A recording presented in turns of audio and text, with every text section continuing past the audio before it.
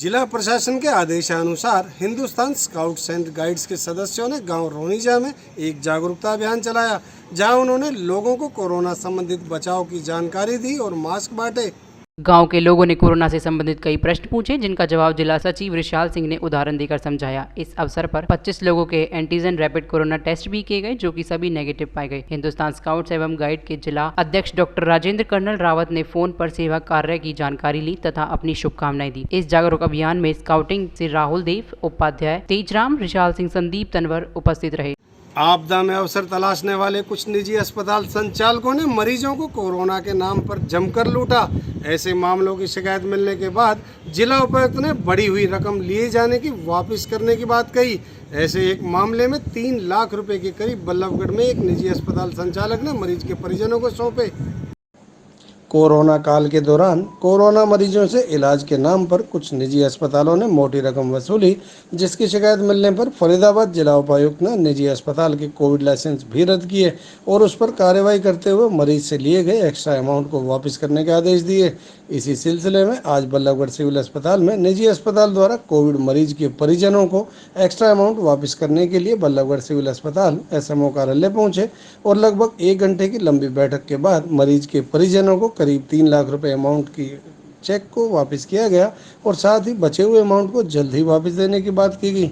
निजी अस्पताल और प्रशासन से की गई बातचीत के बीच कांग्रेस नेता बलजीत कौशिक की माने ऐसे अस्पतालों के खिलाफ प्रशासन की ओर से समय समय पर कार्रवाई की जानी चाहिए, ताकि निजी अस्पतालों के हौसले बुलंद न हों और गरीब जनता को लूटा न जा सके।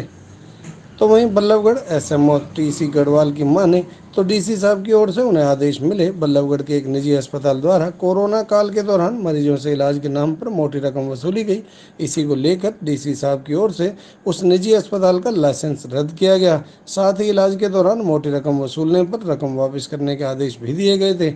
इसी को लेकर उस निजी अस्पताल की ओर से कोरोना मरीज के परिजनों को इलाज के दौरान लिए गए एक्स्ट्रा चार्ज को वापस करने के लिए निजी अस्पताल के मालिक और उनकी टीम को बुलाया गया और उनसे पीड़ित के परिजनों को चेक के माध्यम से करीब 3 लाख रुपए वापस भी किए गए और बाकी अमाउंट को जल्द ही वापस करने के आदेश दिए गए। और ऐसे में किसी अस्पताल के खिलाफ और भी शिकायत आती है तो उन पर भी कार्रवाई की जाएगी। Medical officer doctor TC Gujral SMO Ballabhgarh.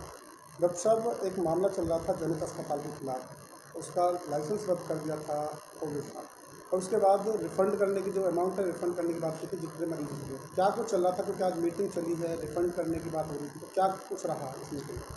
देखिए, जैनित अस्पताल के खिलाफ जो मतलब कि मुद्दा उठाया गया था या रिफंडिंग के बारे में, तो उसके रिगार्डिंग हमने आज दोनों को पक्षों को बुलाया था, जिन्होंने कंप्लेंट की थी, और जैनित अस्पताल के जो इंचार्ज हैं उनको भी बुलाया था।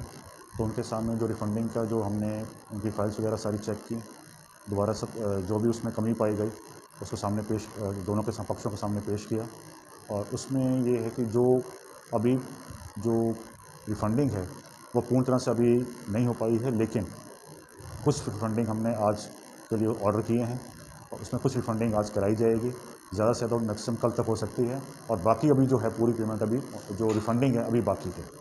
इस तरीके से हम देख रहे थे कि कोरोना काल के दौरान बहुत सारे अस्पतालों में इस तरीके का काम करते हैं, और इस अस्पताल के अलावा और भी किसी अस्पताल के खिलाफ कोई शिकायत आपके पास है इस तरीके? देखिए, जैनित अस्पताल के अलावा मेरे पास अभी कोई अस्पताल की शिकायत नहीं आई है, पर अगर आप फ्यूचर में अगर कोई भी आती है या अभी हाल में कोई आती है तो उसकी जगह शुरू कार्रवाई की जाएगी।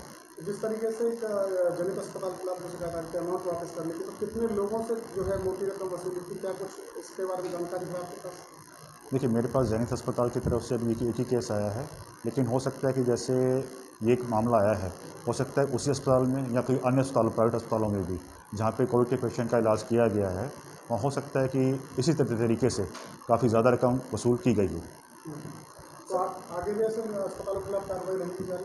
जी हाँ, बिल्कुल, ये बिल्कुल है कि जैसे इस जैनित अस्पताल के खिलाफ कार्रवाई की गई है, वैसे फ्यूचर में भी कार्रवाई की जाएगी। सर, रिफंड करवाने के बाद में भी क्या कोई कानूनी कार्रवाई की जाएगी?